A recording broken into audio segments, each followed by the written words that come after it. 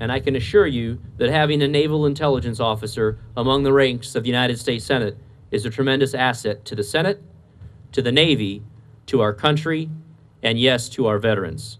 Ladies and gentlemen, Commander, Senator, and fellow veteran Mark Kirk.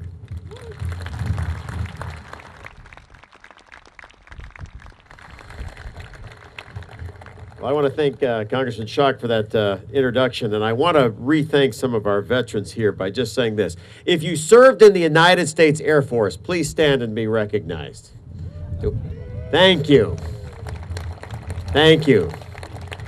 If you are a Marine, please stand and be recognized. Thank you. Point of personal pride here. If you had the opportunity to serve in the finest naval force ever on the planet, if you're in the United States Navy, please stand and be recognized.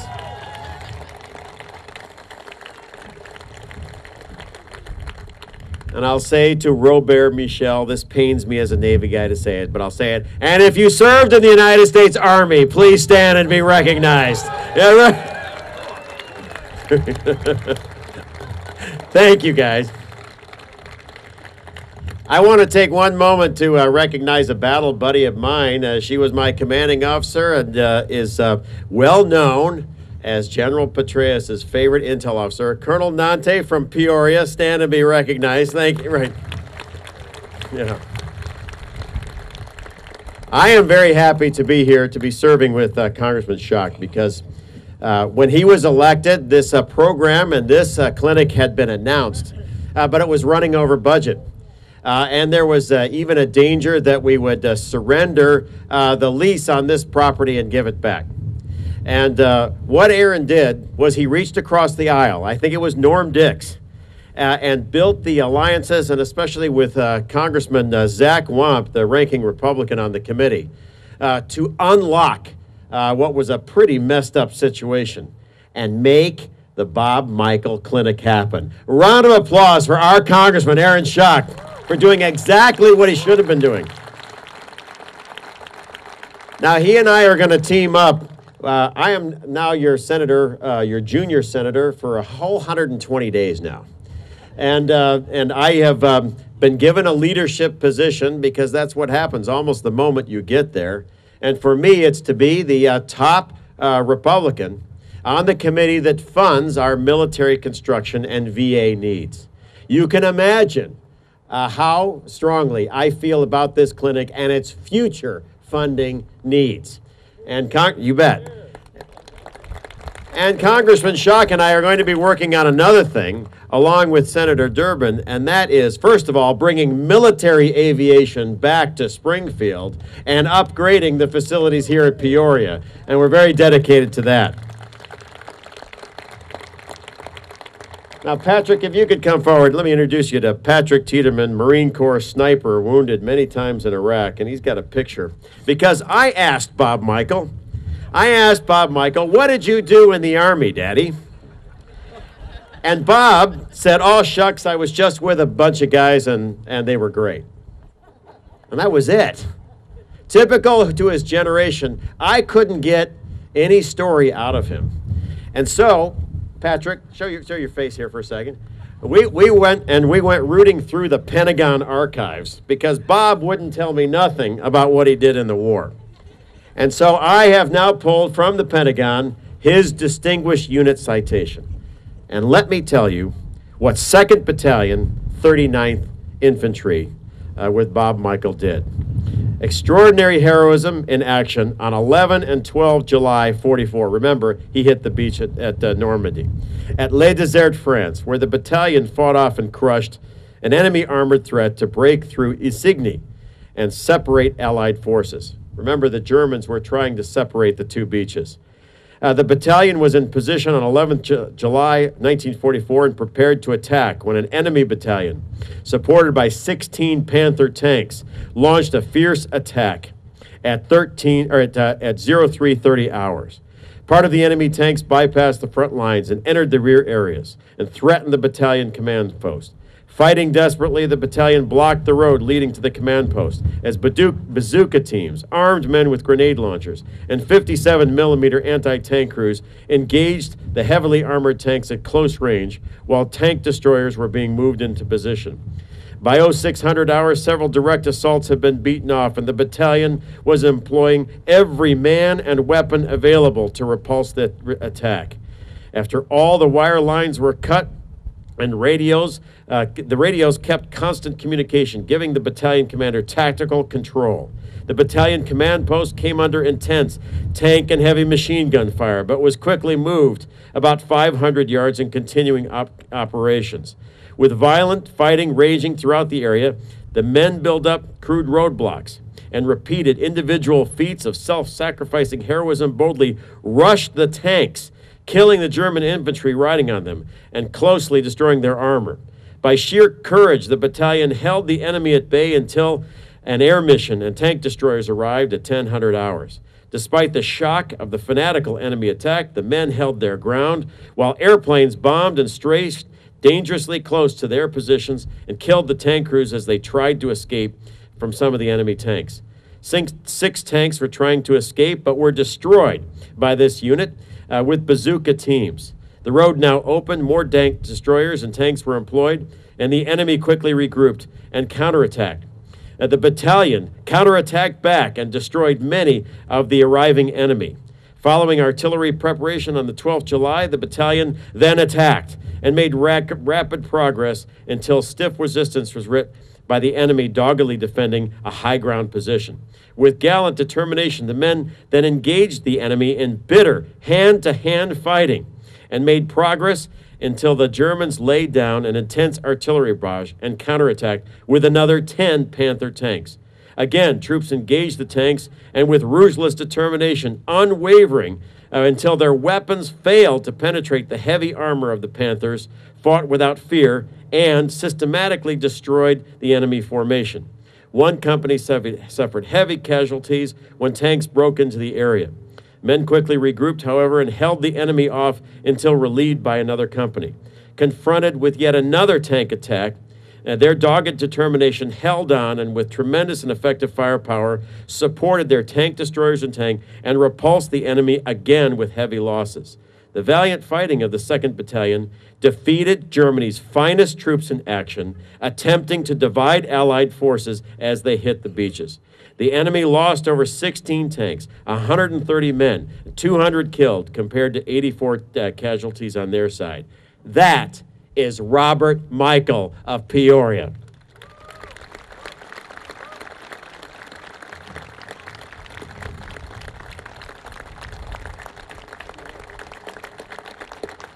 And so as your new United States Senator, I simply want to say what an honor it is to be in the company of this local, but more importantly, national hero, Robert Michel. Thank you, Robert. Yeah. Well, today we are here to honor our nation's veterans with a tangible example of our enduring commitment to those who fought and died for our nation and for our freedom. The veterans who use this healthcare facility will also know that the hero whose name graces this center was himself a combat veteran and a decorated veteran wounded in combat. When World War II broke out, Bob Michel joined the United States Army and served with the 39th Infantry Regiment in European combat operations.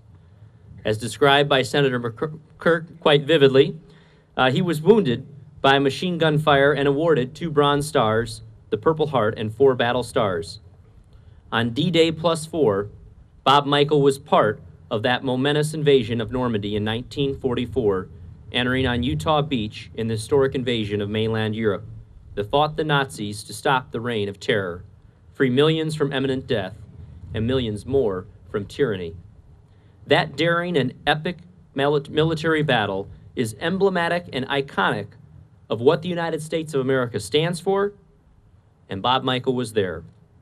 One American soldier from Peoria, Illinois, fighting for his country and fighting to liberate a continent taken over by the most evil regime the world has ever known. We've all seen movies try to capture what Normandy invasion was like, but we can never know the fear, the taste, the the sound, and the smell of what it must have been like. What we do know is that thousands of troops died beginning from the first moment, and those that came after could see the casualties and horror all around them. They knew the danger from Hitler's unparalleled fortifications and armaments, and they knew it was a fight to the death, either the death of Nazism or the death of freedom. Bob Michel and his greatest generation persevered in looking death squarely in the face and fought on. The fight was not over for the eventual victory in Normandy. Bob Michel fought on in France, Belgium, and Germany. He was part of the relentless drive to Berlin in the cause of unconditional victory. In that epic battle, Bob Michel was wounded in the Battle of the Bulge. Bob Michel's service to his country didn't end with victory in World War II. For 6 years, beginning in 1948, after he graduated from Bradley University, he served as Congressman Velde's assistant. And immediately after that, he began serving his country as our representative in Congress for 38 epic years. Bob Michel was in the arena for an astonishing saga of iconic moments in our history. He served in Congress during President Eisenhower's creation of the interstate highway system, the Russian launch of Sputnik, President Eisenhower and Kennedy's showdown with Southern governors over civil rights, the Cuban Revolution, President Kennedy's call to land a man on the moon, the Cuban Missile Crisis, President Kennedy's assassination, the passage of the Civil Rights Act, the institution of President Johnson's Great Society, President Johnson's passage of the Gulf of Tonkin Resolution and the escalation of the Vietnam War, then the anti-Vietnam War protests and riots, the assassinations of Martin Luther King and Robert F. Kennedy, our landing of a man on the moon in the summer of 1969, President Nixon's trip to reopen relations with China, Watergate, then his close friend Gerald Ford serving as President of the United States, Jimmy Carter's Camp David peace accord between Israel and Egypt, hyperinflation and stagnation of the late 1970s, the 1979 Iran hostage crisis, the Soviet invasion of Afghanistan, Ronald Reagan's election as president, Reagan's passage of massive tax and budget cuts in 1981, Reagan's bombing of Libya in 1986, the warming of U.S.-Soviet relations in 1985, the fall of the Berlin Wall, the fall and dissolution of the Soviet Union, the first Gulf War, and finally with President Clinton's attempt to pass major health care legislation in Congress. These are just an overview of the historic events that this man from Peoria, Illinois, Bob Michel, was a witness and in the arena in a front row and center position. He served in Congress from the very beginning of the Cold War to its victorious and bloodless end, thereby achieving one of America's greatest achievements. This was done through an enduring policy supported in Congress through 9 presidents, 4 Democratic and 5 Republican. Throughout this time in office, Bob Michel was a leader for his fellow veterans and for a strong national defense of this country and the ideals that we stand for. By the time he was elected leader in Congress in 1974, he became one of the few members of Congress that presidents needed to consult with about all major foreign policy and defense actions. He was at the center of the table at White House meetings of congressional leaders alongside President Reagan and the George Herbert Walker Bush throughout their presidencies. Both counted upon Leader Michel's counsel greatly as they gauged congressional support for their legislative initiatives. Indeed, it was the bipartisan Michel-Solars bill in Congress that authorized President George Herbert Walker Bush to enter the first Gulf War, for which the ground war was won against the 4th largest army in the world in just 72 hours. A large part of the reason for the swift success of that war was the decade-long support in Congress to revitalize the American military with never unwavering support from then-leader Bob Michel. These are the reasons why Bob Michel was awarded the Citizens Medal by President Reagan, the Presidential Medal of Freedom by President Clinton, and the Congressional Distinguished Service Medal by the U.S. House of Representatives. It's also the reason why his sons Scott, Bruce, Robin, and Lori are proud to see their father honored not just again, but in such a deep and living way as having their father's name emblazoned in the name of a fresh example of our nation's commitment to its veterans. It is also why I am so profoundly honored to call this giant of modern American history my friend. Ladies and gentlemen, our American leader, patriot, and hero, Bob Michel.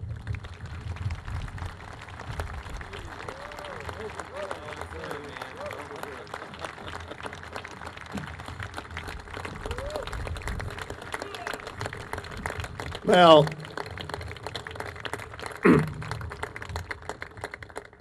well, folks, I'm overwhelmed by this event.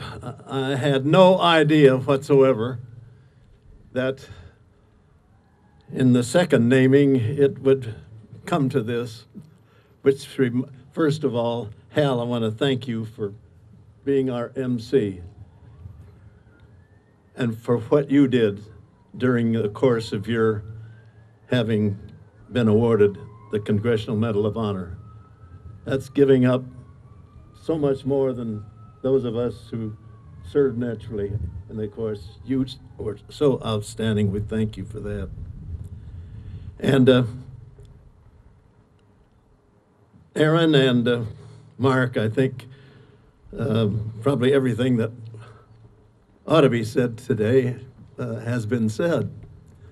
But I can maybe put a little capstone on this thing as far as I'm concerned. I want to mention maybe too the fact that I guess, you know, when we had this ceremony some years ago at the facility downtown, and Mayor Jim LaWoof was there, and I saw Jim Artis was there, and Senator Durbin was there, and Ray LaHood was there, and now we have them. Now we have Mark Kirk, and we have Aaron, and times do change, and then to have this new facility bear my name again. I don't know where there is in the country an installation that who it was named for outlived the facility so that we have the new one.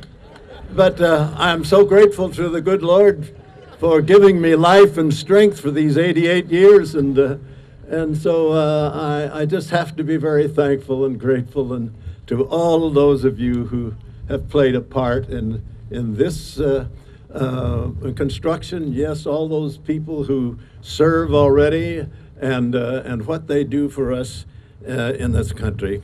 I want to say, I should mention really, when Ray LaHood, in the early stages, suggested my name should be to it, it was, I was rather embarrassed, but it happened, and then after he realized that it was getting shop-worn and needed to be replaced, I think he initially introduced the legislation to reauthorize this one, but never were there for the appropriation, and has been cited how Aaron picked up on that and brought us to this day. You know, I'm just so highly honored to have you do what you've done here in my name. And the citation of for our battalion that Mark referred to, you know, I was just a normal, ordinary, dog-faced infantryman. And there were thousands of us out there, just dog-faced infantrymen, you know, all of whom gave so much, and so many of them that I knew and then lost, and the sacrifices they made. So to single one out, well, maybe just because I happen to, or the good Lord has given me these 88 years, where so many of the others have not been able to reach these heights in age-wise. You know, last week, I attended a ceremony in Washington, right across from the World War II Memorial, in which we were honoring Senator Bob Dole. And all the dignitaries from the Vice President on down were there. And it was to thank Bob and place a plaque in some entrance there to the World War II Memorial, not only for his service in the military and where he was grievously wounded. You know, he nearly lost his arm. He was in the hospital for years. As a matter of fact, last year, I talked to him several times. He was back in Walter Reed Hospital for 11 months again. Still the after effects of what he suffered during the course of his war injuries. And a little aside on that, I found out later that he was invited to the White House afterward. But instead of going to the White House to receive the plaudits of the president, he just went across the street where the memorial is, and all the Easter visitors from around there, and he in his wheelchair, he wanted to greet these people and let them know that they were very welcome and appreciated the honor. That was the kind of a fellow he was. And then, the Washington Post, every once in a while, runs pages of the pictures of those who've been killed in action. Sometimes it runs for 3 pages with 100 or more names on each page. If I don't have the time to read every one of those at that moment, I lay it aside when I can devote the time to look at every one of those pictures, the outfit they served, why did they get killed, and they're very descriptive in those citations. Because I don't want to get hardened to the fact that if it's only 1 or 2 that day who were reported as killed, tragic for that family. So tragic. And then, I guess, when was it? 3 days or so ago, here was an article in the paper that says, talking about Afghanistan, more than 40 Marines have been killed in Sangin in the past 9 months, and 36 more have lost both legs. That strikes right at the heart of every one of you, I'm sure. And that's what this facility here was constructed for, to care for those who need the kind of care they're getting here after the war is over. Those of us who have been able to return into pretty normal lives, we have to thank the good Lord for bringing us here and giving us this opportunity. And so I think we each have to, in our own hearts, renew again the effort to do what we can for those who come back partially maimed, not like full productive people like the ones were, and to try and restore their lives as best we can. That's an obligation we'll have for many years to come. I'm sorry to say, I guess it's in the scriptures where we read, there shall be wars and rumors of war until the end of time. And I would like to wave that magic wand if I could and just end this thing, for example, in Afghanistan, where I tell you, those infantrymen serving there, it's a lot different war than I fought. I knew who the enemy was, and I knew where he was, and there were so many things that those poor fellows over there don't have that. It's a new place, and it's a different war, and I feel for them and for all their families. So I guess really, quite frankly, in wrapping it up, is that we should use this occasion, again, thanking you so much for all the nice things that have been said about old Bob here, and it's very emotional. And I appreciate when I look out over this audience and see so many of the faces that I knew at one time when I was out there campaigning and doing the kind of things in a happy mood. But I guess we just use this occasion to remind ourselves that we still have men and women abroad fighting the wars that have to be fought, I guess. I don't know what'll happen in Libya. It's another place of unrest. So are the others. Oh, the decision-making that has to be made. Should we get involved? Have we a responsibility there?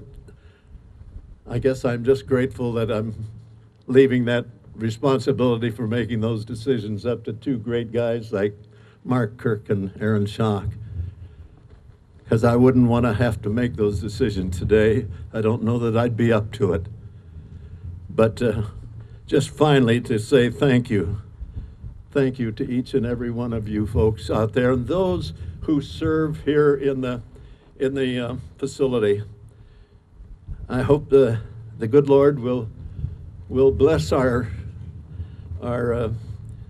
affair here today, and particularly the work of those who are in the institution who can personally convey the love and compassion all of us really have for those who serve and come back with the need that is brought about through this institution. Thanks so much, folks, for all of your everything.